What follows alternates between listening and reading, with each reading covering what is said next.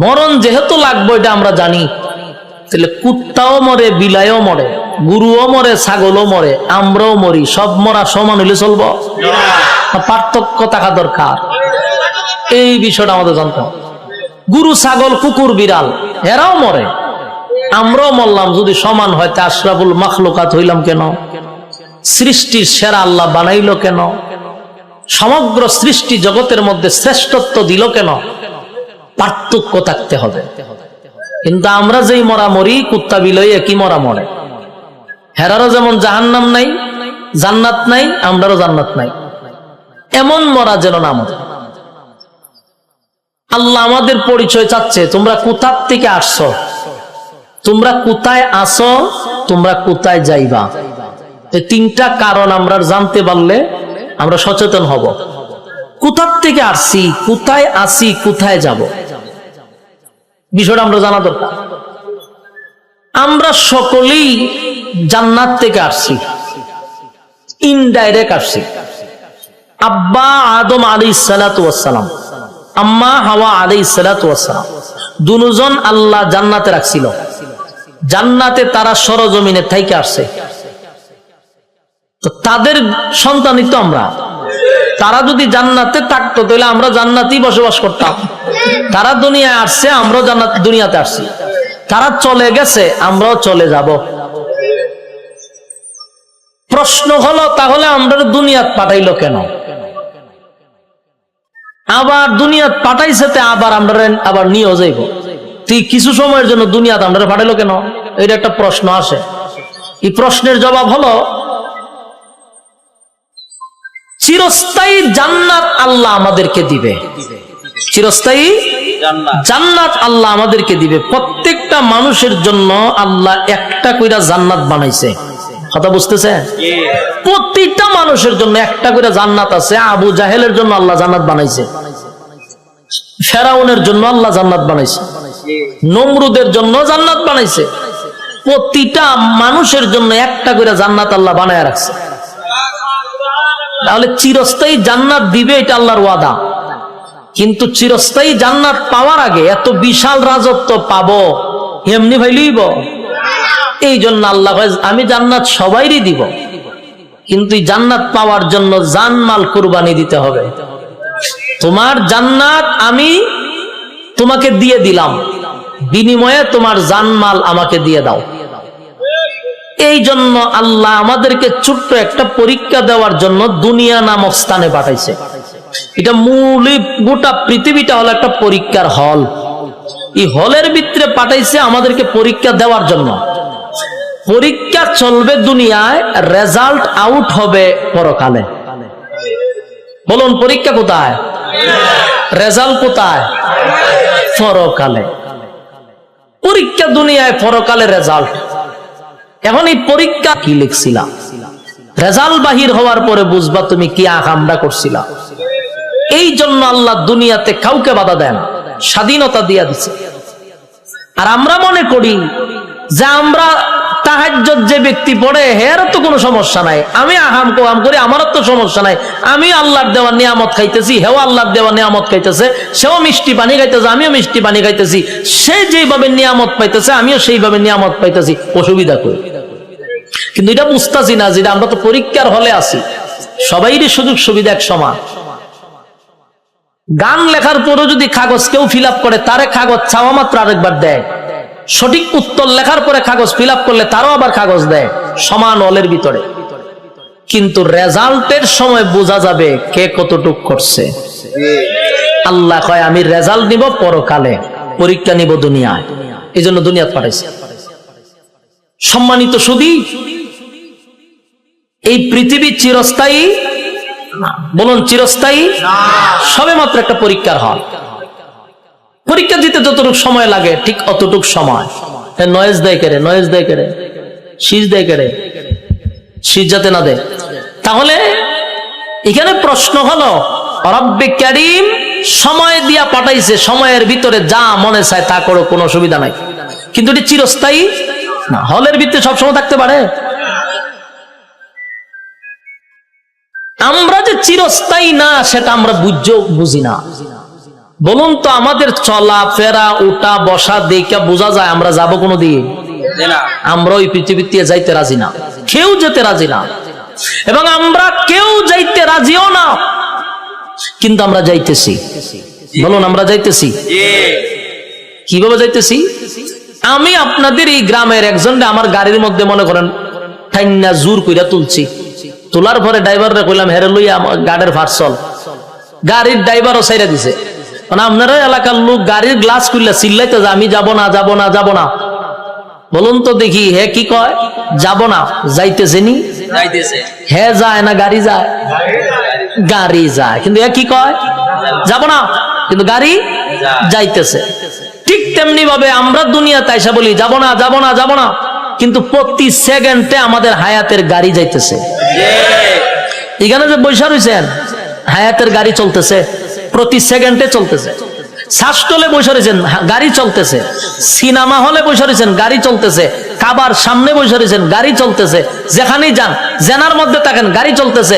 তাহাজ্জুদে থাকেন, গাড়ি চলতেছে। সব জায়গায় আপনার হায়াতের গাড়ি চলতেছে। কিন্তু আপনি বলেন যাবেন না, আপনি যাবেন না মুখ দিয়া বলেন, কিন্তু আপনার গাড়ি তো চলতেছে। বিষয়টা আমাদের খুব ভালো করে বোঝা দরকার। এই দুনিয়াত কেউ চিরস্থায়ী নয়। আমার আগে কেউ থাকতে পারছে? এই জন্য কবি বলেন, আমার আগে এই বাড়িতে বাস করেছে অনেক জন, তারাও গেছে আমিও যাব, রইব না আর বেশিক্ষণ। তারাও গেছে আমিও যাব, রইব না আর বেশিক্ষণ, থাকবো না। আর আল্লাহ বলেন, তোমরা কি মনে করছো আমি তোমরা অনর্থক বানাইছি?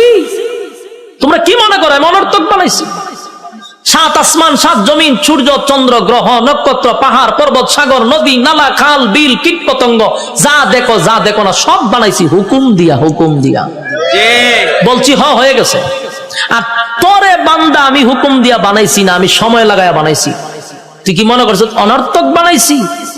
আল্লাহ কোরআনে বলেন, আফাহাসিবতুম আন্নামা খালাকনাকুম আবাসান ওয়া আন্নাকুম ইলাইনা লা তুরজাউন। রব্বে কারীম বলেন, অনর্থক অকারণে নিষ্প্রয়োজনে আমি বানাই নাই। আল্লাহ কথা কিন্তু ক্লিয়ার করছে, অনর্থক বানাইছেন। এরপর আপনি যদি প্রশ্ন করেন তাহলে আল্লাহ কেন বানাইছেন, আল্লাহ জবাব দিতেছে, ওয়ামা খালাকাতুল জিন্না ওয়াল ইনসা ইল্লা লিয়াবুদুন।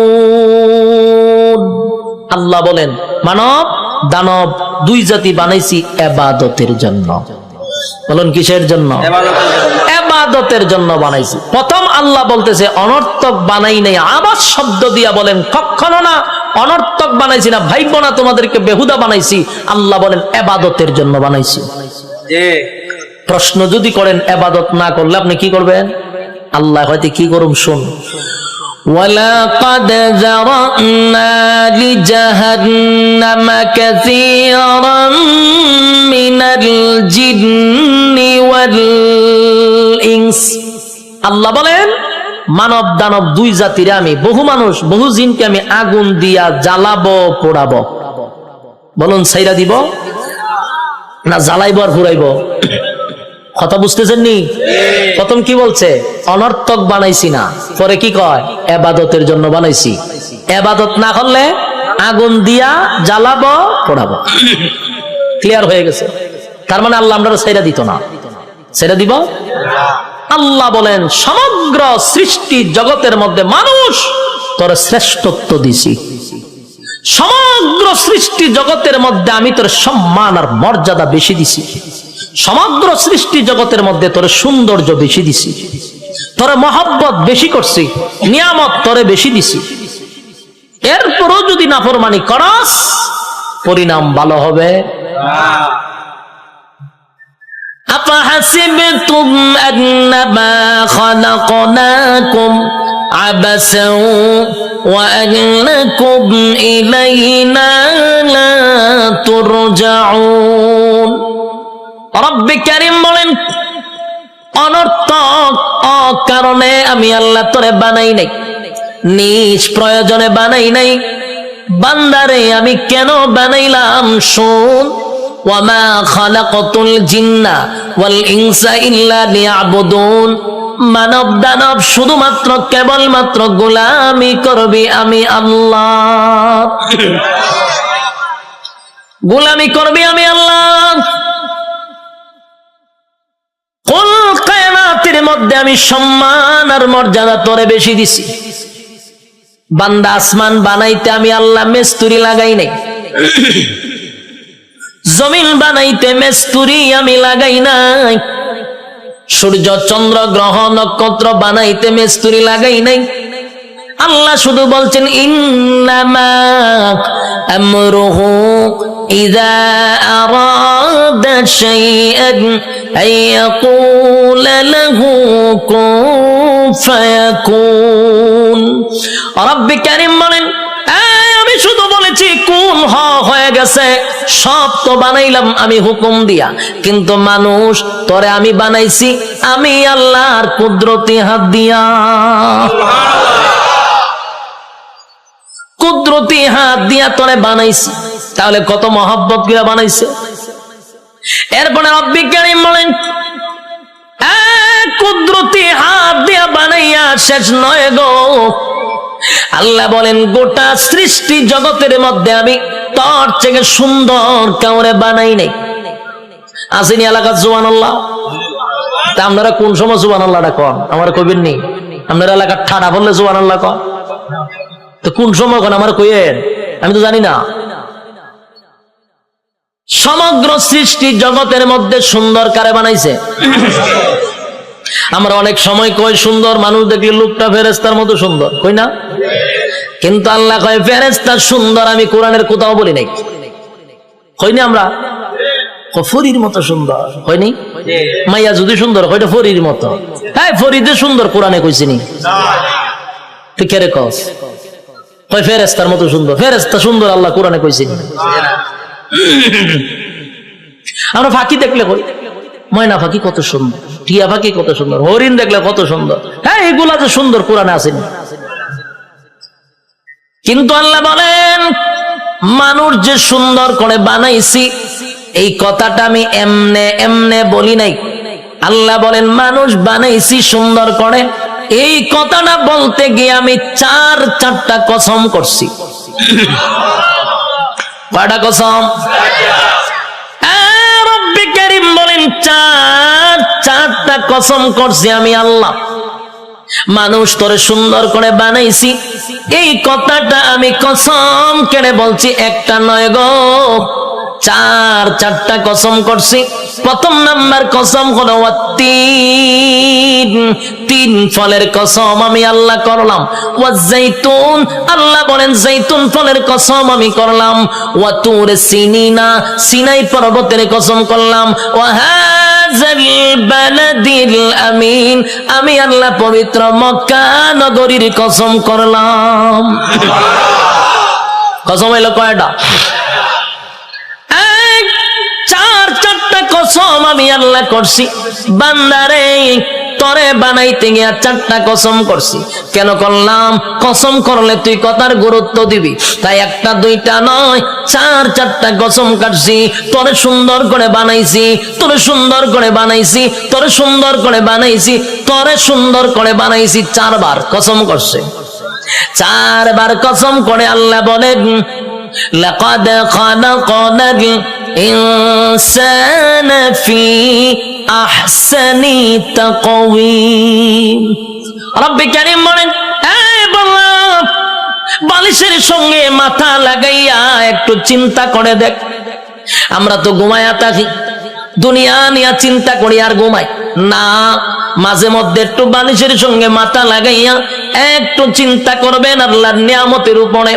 এই মালিক বলেন বান্দা তুই একটু চিন্তা করে দেখ, আমি আল্লাহ তোরে সম্মান আর মর্যাদা কত দিছি।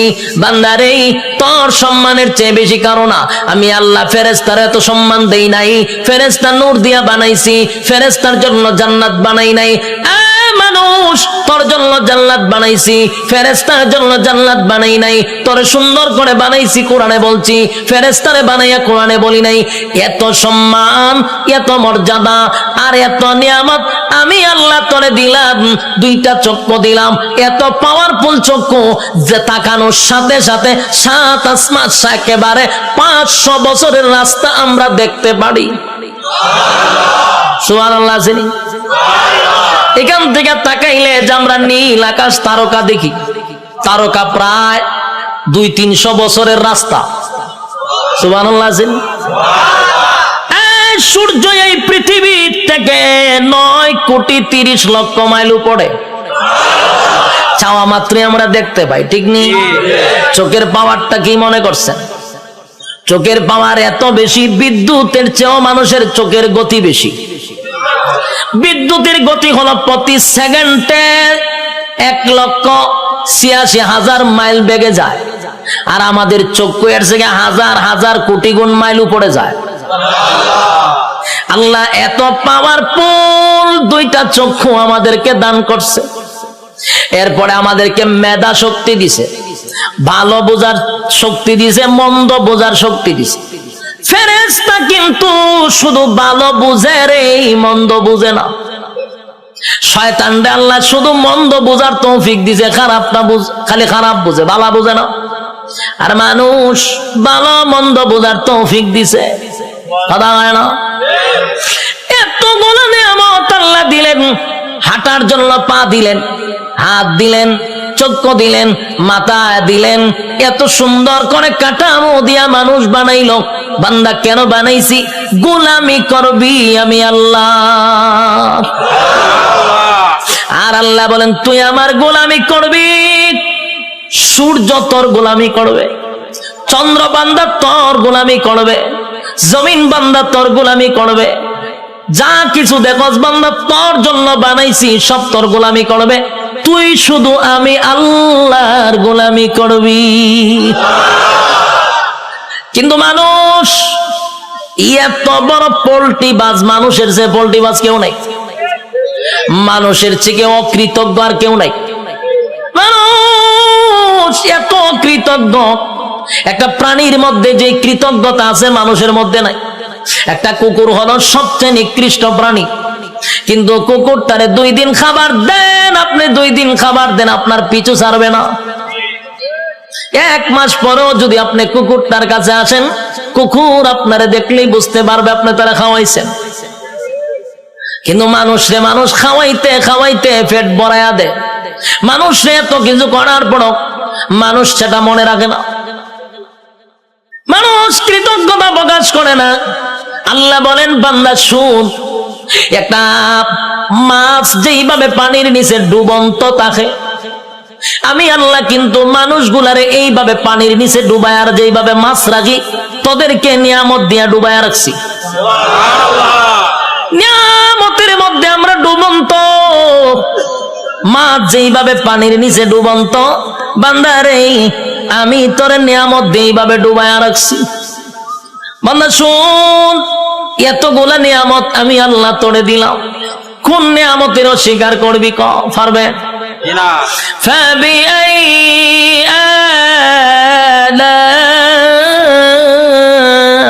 আলাই রাব্বিকুমা তুকাযিবান।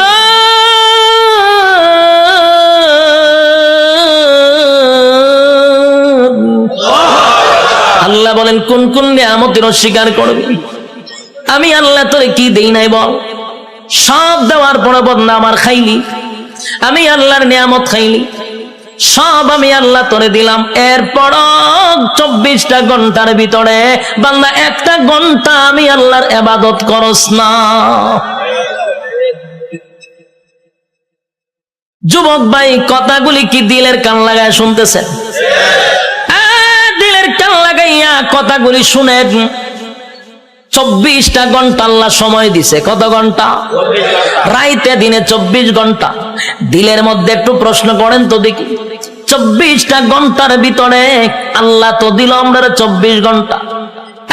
যুবক, নিজেরে নিজে প্রশ্ন করো, 24টা ঘন্টার ভিতরে আমার মালিক রে তুমি কয় ঘন্টা দিছ? একজনের কথা হয় না, 1 ঘন্টাও মালিক রে দেয় না। আল্লাহ কয় তুই ভাবছ আমি তোরে ছাইরা দিব? আমার নাম রহমান, দয়া মায়া বেশি। আল্লাহর দয়া মায়া বেশি। আমরা খালি ওয়াজ শুনছি আল্লাহর দয়া মায়া বেশি।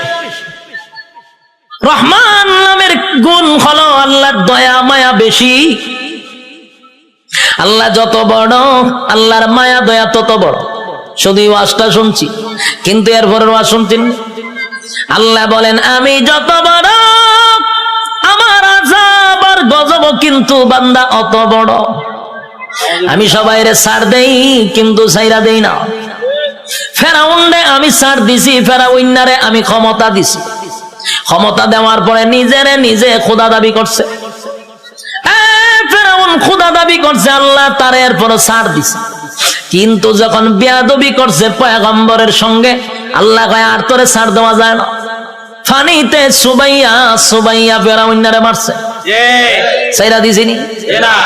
নমরুদ নিজেরে খোদা দাবি করছে, আল্লাহ ছাড় দিছে। নমরুদ একবার তীর মারছে আকাশের দিকে, কেড়ে মারছ কাল্লা মাইরালাম। আল্লাহ কয় ফেরেশতা রে তীরের মধ্যে একটু রক্ত লাগায়া দে। রক্ত লাগায়া দিছে। রক্ত যখন তীর যখন ফিরে আসছে, তীরের মধ্যে ছায়া কয় আল্লাহ মাইরা লাইছি। নাউজুবিল্লাহ। এর সাথী সঙ্গীরা ডিজে গানের আয়োজন কর, কে রে নাচু, কে রে আল্লাহ মাইরা লাইছি। নাউজুবিল্লাহ। আল্লাহ এর পরে ছাড় দিছে। কিন্তু যখন ইব্রাহিম খলিলুল্লাহর সঙ্গে বেয়াদবি করলো, আল্লাহ কয় এখন ধরা দরকার। হে আমার লগে যুদ্ধ করব, তীর মারে। আমি আল্লাহ তোর সঙ্গে যুদ্ধ করতে তীরের প্রয়োজন নাই রে। মশার মধ্যে একটা প্রতিবন্ধী মশা, বালা কোনো মশা নেই। কিতাব লেখছে বালা কোনো মশা না, একবারে প্রতিবন্ধী ভাও একটা নাই। আল্লাহ কয় কইরে আসত নি? ফাঁসি। তোর ভাও আসেনি? ফাল্লা আমার ভাও নাই। তো যা নমরুদের না খাতে গিয়া ঢুক। ল্যাংরা মশা না খেতে গিয়া ঢুকছে। ঢুকিয়া একেবারে ডাইরেক্ট মগজও চলে গেছে। মগজ বইয়া এরপরে ইনসুলিন দেয়, সুই ঢুকায় আর সুই বাইর করে। যেই সুই ঢুকায় যে মগজ, একটা লাফে 3 হাত উঠছে নমরুদ। যা পার্লামেন্টে বইয়া রয়েছিল, মশায় যখন খামড় দিছে পার্লামেন্টের নাচ শুরু করছে ডিজে গানের মতো, উরুম দুরুম নাচে। সে আরো বিভিন্ন মন্ত্রীরা বসা, দেশের বিভিন্ন জায়গার থেকে অনেক রাষ্ট্রপতিরা আইছে। আইয়া যখন দেশের বাদশাহ এইভাবে ডিজে করে পার্লামেন্টে বসে, এটা কি পাগল নেই? ও পাগল তো আসি না। হঠাৎ করে নাচে কা, ও নাচতে নাচতে মশাও তো কম খারাপ না, কারণ টেং টুং যেদিন না থাকে এরা মারাত্মক খারাপ থাকে। এই মশা কিন্তু মারাত্মক খারাপ, হেদের সুই ডুগা যে বাইর করে না। আর এইদিকে নমরুদ্দা ডিজে গানের মতো নাচতেছে, কোনোভাবেই ব্যথা কমে না। নাচে মানে ঘটনা কিটা যা পায় তা দিয়ে মাথার তা পায়, কোনোভাবেই ব্যথা কমতেছে না। হঠাৎ আসেন জুতা একটা গাছ, এটা জুতাটা মারছে মাথার বাড়ি। সেই জুতাটা মাথার বাড়ি মারছে, জিব্রাইলে আবার যোগাযোগ রাখতেছে মশার সাথে। মশারে ফোন দিয়ে কইছে তাড়াতাড়ি ছাইরা দে, ইনসুলিন টাইনা তুল। যখন হের সুই টান্দা তুলছে, ব্যথা ছাড়ছে। এখন নমরুদে জুতার পাইছে, সব বনা কি একটা জিনিস বারে দিলাম, মাথার ব্যথা দিল সাইরা। জুতার মধ্যে কোন ওষুধ আছে না? আসলে কি জুতার কোন ওষুধ আছে? এটা আল্লাহ বেজ্জতি করার একটা সিস্টেম। জুতাটা বাড়িছে, ব্যথা কমে গেছে, তার মানে জুতা আল্লাহ ব্যথা কমাইতেছে। এখন এই জুতা রেখে দিছে দাঁড়ে, রেখে টেনশনে পড়ে আছে, কি ব্যথা উঠলো, জুতাটা বাড়ি দিলে ছেড়ে দিল। আবার কথা বলতেছে বিভিন্ন দেশের মন্ত্রী এমপির সঙ্গে, আবার মশায় সুই একটা ঢুকাই দিছে, টাস করে জুতাটা বাড়ি মারছে, ছেড়ে দিছে। আল্লাহ মশারে হইলো করে এটা তোর ডিউটি, কাজ চালায়া যা। হতেন পরে পরে ঢুকাইবি, জুতাটা বাড়ি দিলে ছেড়ে দিবি। মশা হতেন পরে ঢুকায়, জুতাটা বাড়ি দেবার পাই গেলা, আবার ঢুকায়, জুতাটা বাড়ি দেবাই গেলা। এই হইল জুতার বাড়ি শুরু। তখন নমরুদ্দা একা একা জুতাটা কত বাইরিত, হাতে ব্যথা ধরে লায়। তাই একজন লোক রাখছে, ধরে মাসে এত টাকা বেতন দিমু, হেজিকে চাকরি কি দেখো জুতা দেখালে ভিটানি তাও খারে দেশের বাদশারে। এইরকম যদি আমার নিত, আমি তো বললাম টেকা টোকা লাগতো না, আমি খালি জুতাটা ভিডামো আপনার, আমার টেকা দেওয়া লাগতো না। বাস্তব নেই। দেশের একজন বাদশা যদি হয় আমার জুতাটা ফিডাইবা, আমার কি বেতন লাগবো না? আমার মনের ভিতরে যত জিদ আসিন সব মিলামো এক একটা বাড়ির সাথে, ঠিক নেই? জুতা দেখ একটা বাড়ি দিমার ঘুমায় আয় না, এটা অত সালের একটা জুতার বাড়ি, দ্বিতীয় বাড়ি দেখো এটা অত সালের একটা বাড়ি, এক সালে এক যন্ত্রণা বুক করছে আর তোর জুতা দা বাইরিতেছি টেহারা হমনি। এই লোক হয় যে আমি বাসার জুতা দা বাইরামো, আমার টেকার দরকার নাই, আপনি আমার চাকরিটা দেন। চাকরি দিছে, এখন পার্লামেন্টে বেশা বৈশা কথাবার্তা বলতেছে, যখন মশা কামড় আলী ইশারা দেয় তাড়াতাড়ি দেয় পাশে জুতাটা ঠাস করে পিছন দিয়ে বাড়ি মারে। দেশের মানুষ বিভিন্ন দেশ থেকে আসে, আইসা কয় যেই বাসার ইজ্জত নাই মানছে তারা জুতা দা বাইরা, এর সাথে আবার কি এর বৈঠক হঠাৎ থেকে এটা ভাগল এখান থেকে এক বেজ্জতি। তো জুতা দা বাইরিতে বাড়িতে প্রথম তো শখে শখে জুতা দা বাইরেছিল, ঠিক না? জুতা দা যে বাইরেছে প্রথম তো শখেই বাইরেছে, আনন্দে বাইরেছে, কিন্তু বাইরিতে বাইরিতে এখন তো বেচারার বিরক্ত হয়ে পড়ছে। কত বাইরিতে খানা খাইতে পারে না, ঘুমাইতে পারে না, বাথরুমও যাইতে পারে না, খালি বাইরা। এই বেচারা হয়েছে বিরক্ত, এমন অবস্থা হয়েছে এখন জুতা দা বাইরানি লাগে হতান পরে পরে। বাথরুমে গেছে একটা বাথরুম করতে গেন টাইম নাই না, জুতা দা বাড়ি দেয়, বিপদ পড়ছে না, খানা খাইতে পারে না। এই বেচারা কয় এর যদি আমি জুতা দা বাইরিতে থাকি আমি এমনি মরে যাবো গা, খাওয়ার নাই ঘুম নাই তো আমার মরণ হয়, তে একবার এর মাইরি মরে যাই। এখন হে কইল সিদ্ধান্ত নিয়েছে না এমন মরম চাকরি না করলে আমার গরদান যাইব, আর আমি যদি চাকরি করতে চাই আমি এমনি মরে যাবো গা, তে এক বালা হেরে মাইরা মরে যাই। তখন একদিন জুতার বদলা বড় একটা মুগুর লইছে, আমরা এটা কিতা কই মুগুর বলনি, মুগুর লইছে একটা লইয়া পিছে বইয়া রয়েছে। যখন জুতা বাড়ি দে তখন মুগুর লইয়া যৎকান শরীর শক্তি আসিন একটা বাড়ি দিছে, মাথার দুই ভাগ হয়ে যা। ল্যাংরা মশা যে মাথার ধরেছিল ছায়া দেয়, সাদ নাই, সাদ নাই, মশায় চিন্তা করবো যেরকম একটা নোংরা পরিবেশে আর বন যায়, মশা গেছে নমরুদ্দা শেষ নি। কার সাথে পাল্লা লইছিল? আল্লাহ মারছে কেমনে? জুতা দা ফিডাইয়া মারছে। এই জন্য আল্লাহ ছাড় দেয়, ছেড়ে দেয় না। বুঝসারে চিনেন না আপনারা? এখানে যারা বয়স 30 আছে এরা বুঝসারে চিনব। ডব্লিউ বুশ হে কিন্তু কম করছে না, এইটা আমরা দেখছি। হে অনেক মুসলমানের রক্ত দিয়া গোসল করছে, হে কম করে নাই। শেষে আল্লাহ হেরও কিন্তু সাংবাদিকের জুতা দা ফিডাইছে, এক সাংবাদিকের জুতা দা বাড়ি মারছে। আর এই জুতার দাম অনেক হয়ে গেছে গা, এটি জাদুঘর আছে। আল্লাহর মায়ের আস্তে আস্তে ছাড় দেয়, ছেড়ে। যারা জুলুম করতেছেন, যারা জুলুমের মধ্যে আছেন, যাই না রাখেন জুলুমের শেষ আছে। যারা জুলুম করে তাদের দুইটা শাস্তি, একটা দুনিয়ায় একটা পরকালে।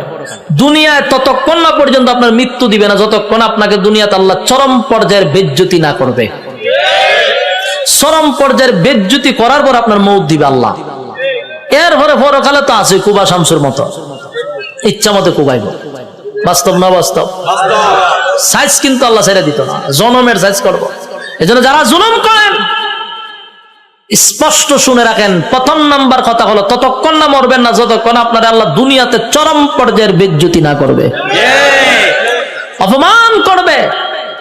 এরপরে মৃত্যু দিবে। আর পরকালে তা আছে ওয়াং সাং সুচি কি তাই ইজ্জতে আসেনি, তাইরে জনমের দেওয়া দিতাছে। এখন বন্দি করে রাখছে, পারমার মুসলমানের রক্ত খাইছিল না, তাই রক্ত চুষা খাইতেছে।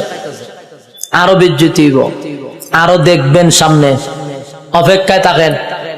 বাকিটা দেখার বয়স আপনারা রয়েছে, আল্লাহ দেখাইব।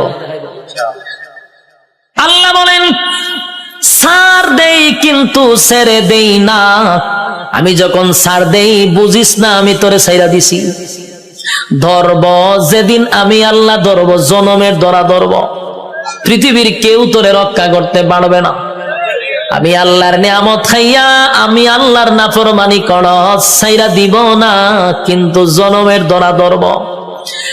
যুবক ভাই, আমি আপনাদের উদ্দেশ্যে বলতে চাই, আল্লাহর দেওয়া নিয়ামত খাইয়া, নিয়ামত খাওয়ার পরে যে আল্লাহর নাফরমানি করতেছি, রাইতে দিনে 24 ঘন্টা পাইয়াও 1টা ঘন্টা আল্লাহর দেই না। ইমাম সাহেব যদি বলে আসেন না একটু নামাজে যায়, উত্তর দেয় হুজুর নামাজের সময় নাই। যদি কয় আসেন না মাহফিলে যাই, আমার সময় নাই। বেচারা খুব ব্যস্ত, সময় নাই, সময় নাই, সময় নাই, যে কোনো বিষয় লোক আমার সময় নাই। প্রশ্ন হলো তোমার সময় নাই, সময় নাই, কিন্তু যেই লোকটা বলছে নামাজের জন্য সময় নাই, ওয়াজ মাহফিলের জন্য সময় নাই, এই লোকটারই দেখবেন ব্যবসার জন্য সময় আছে, চাকরির জন্য সময় আছে, বন্ধুদের আড্ডায় সময় আছে, বিশ্বকাপ খেলা 90 মিনিট দাঁড়ায়া দেখার সময় আছে, বিভিন্ন জায়গায় আড্ডায় কফি আড্ডায় সময় আছে, সব জায়গায় বেচারার সময় আছে, সময় নাই শুধু আল্লাহর বেলা।